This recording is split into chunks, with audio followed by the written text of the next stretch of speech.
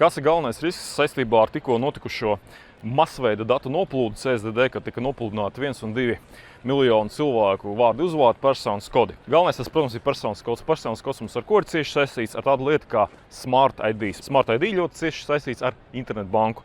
Elementārs solis, ko katrs no mums var izdarīt, lai, samazinātu jebkādus riskus, tas ir nomainīt Smart ID PIN 1, PIN 2 kodu un vēl labāk uztaisīt viņu garāku.